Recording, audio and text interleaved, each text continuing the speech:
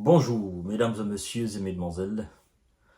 J'espère que vous allez bien, où que vous soyez à travers les quatre coins du globe.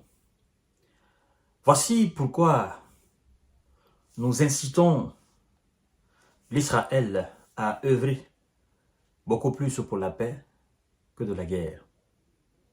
Parce que les fronts commencent à se multiplier et ça commence véritablement à peser sur Israël.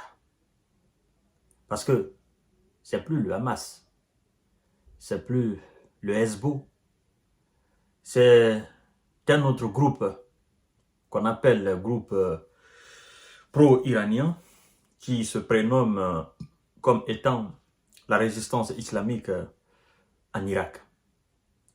Et ces éléments sont entrés dans la danse. Et ils ont envoyé aujourd'hui, mardi 5 novembre 2024, des projectiles dans le sud de l'Israël. Et ça a été confirmé par l'armée de M. Benyan. L'armée qui nous dit qu'elle a réussi à intercepter des drones venant du sud, c'est-à-dire des drones qui venaient vers le pays, au fait, dans le sud. Et cet autre groupe déclare dans leur communiqué que c'est la 6e fois pour la seule journée de mardi qu'ils fassent des envois dans le sud de l'Israël. En fait, eux, ils déclarent qu'ils ont visé des sites vraiment vitaux pour l'Israël. Et ils ne comptent pas mettre fin à leurs opérations contre M. Benyamin et son armée. Alors, est-ce que M. Benyamin va donner l'ordre pour qu'on fasse aussi des opérations en Irak? En fait, en Irak, il sera encore très difficile pour M. Benyamin de mener des opérations là. Parce que vous faites des opérations au Hamas. Vous faites des opérations dans le sud du Liban. Et vous faites des opérations contre l'Iran. Vous faites des opérations contre la Syrie. Vous faites des opérations en Cisjordanie.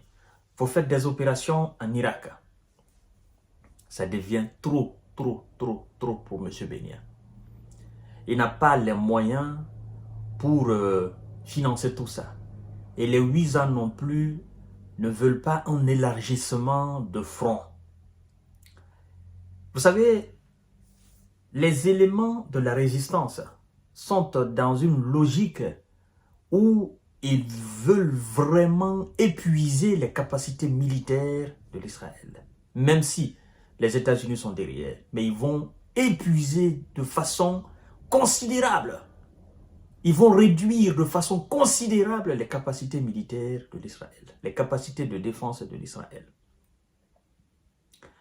Vous voyez pourquoi à chaque fois quand je fais des émissions, je demande à M. Benyamin de penser maintenant à la paix, de penser à un cessez-le-feu.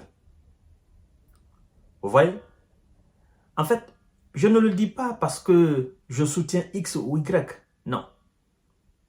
Je le dis parce que tout simplement, je sais que c'est la paix qui est la meilleure des solutions dans ce genre de cas, dans ce genre de situation.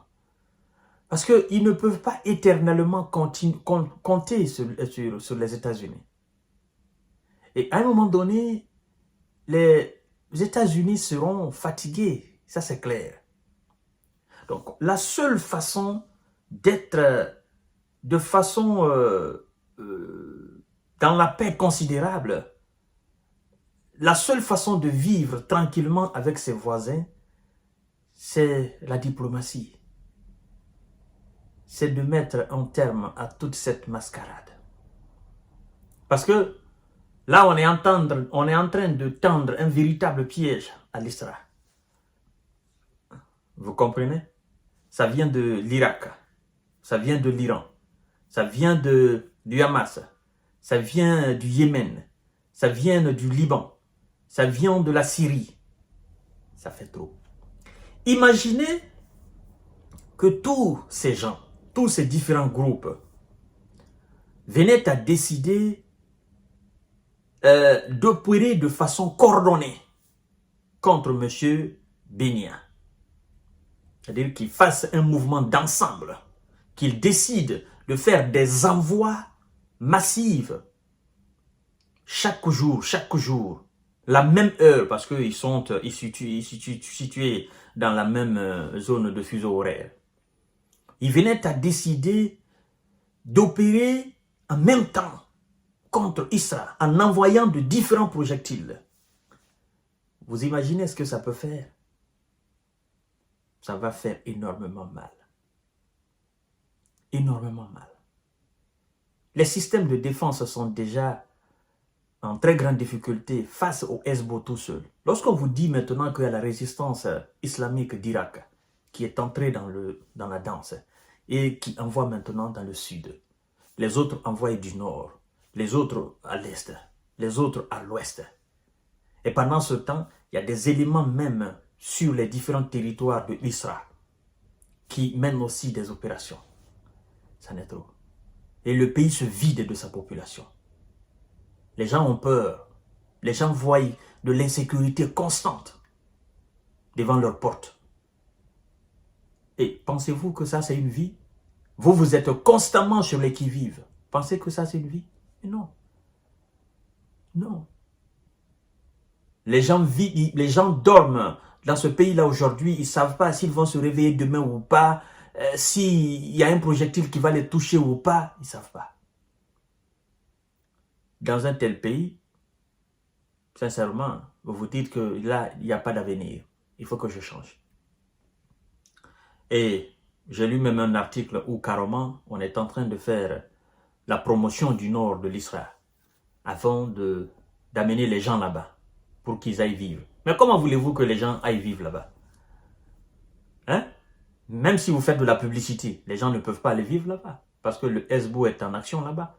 Et dans le sud, maintenant, vous avez la résistance islamique de l'Irak qui est entrée dans la danse, qui envoie constamment là-bas. Le centre n'est pas épargné. Pour éviter tout ça, nous voulons la paix. Rien que la paix. Parce que nous savons que la seule et unique solution dans toute cette situation, c'est la paix. Faire la paix avec ses voisins, vivre dans l'harmonie et dans la quiétude sociale. Je vous donne rendez-vous tout à l'heure.